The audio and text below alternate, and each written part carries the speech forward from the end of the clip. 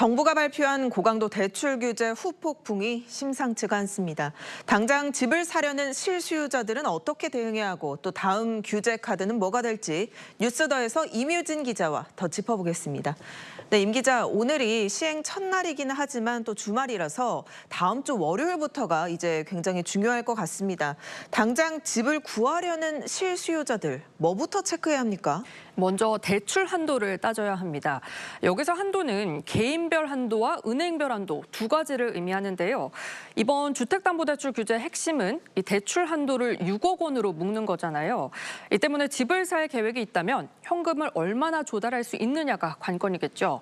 예를 들어서 서울 아파트값 평균이 13억 5천만 원이니까 7억 5천만 원은 쥐고 있어야 집을 살 수 있는 겁니다.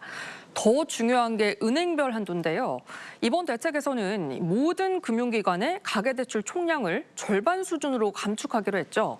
예를 들어서 한 은행에서 하반기 총 6조 원을 대출해 줄 수 있었다면 이제 그걸 3조 원으로 줄여야 되는 겁니다. 그럼 올해가 다 가기 전에 소진될 수 있겠죠. 11월이나 12월에 집을 사려고 계획했던 그런 수요자들은 대출이 안 나올 수도 있는 겁니다. 그렇군요. 집을 옮기려는 갈아타기의 경우에는 셈법이 더 복잡할 것 같습니다. 그렇습니다. 기존에는 2년 안에 주택을 처분하기로 하면 대출이 가능했습니다. 하지만 이제는 6개월 안에 기존 주택을 팔지 않으면 대출금이 즉시 회수가 되고요. 또 향후 3년간 주택 대출이 제한됩니다.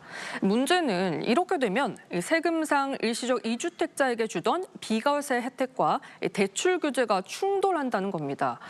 기존엔 3년 안에 집을 팔면 됐던 사람이 이제는 6개월 안에 무조건 팔아야 되니까 사실상 제도 취지가 무력화됐다 이런 지적이 나오고 있습니다. 네, 앞서 저희가 리포트에서도 봤는데 관건은 이렇게 해서 과연 집값이 잡힐지 여부 같습니다. 일단 단기적으로는 관망세를 보일 거다라는 게 전문가들 대체적인 전망입니다. 예. 일부 투자 수요나 코인이나 주식 시장으로 유입될 가능성도 있습니다. 사실상 이제 갭 투자를 할 수가 없는 상황이 되어버렸기도 했거든요. 그래서 일부 부동산으로 갈 수 있는 유동자금이 주식시장으로 유입될 수 있는 가능성도 존재한다고 생각이 됩니다. 하지만 근본적인 공급 확대 같은 후속 대책이 없다면 말씀하신 것처럼 실수요자만 피해를 볼 거다 이런 우려가 커지고 있는데요. 특히 전세 시장이 들썩일 수 있다는 지적이 나오고 있습니다.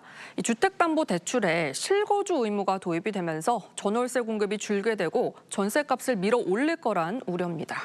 그럼 이 대출 규제의 후속 대책이 중요할 것 같은데요. 다음 카드가 있긴 한 건가요? 네, 후속 카드로 가장 많이 거론되는 게 이 토지거래 허가구역 확대 혹은 규제 지역 재지정인데요.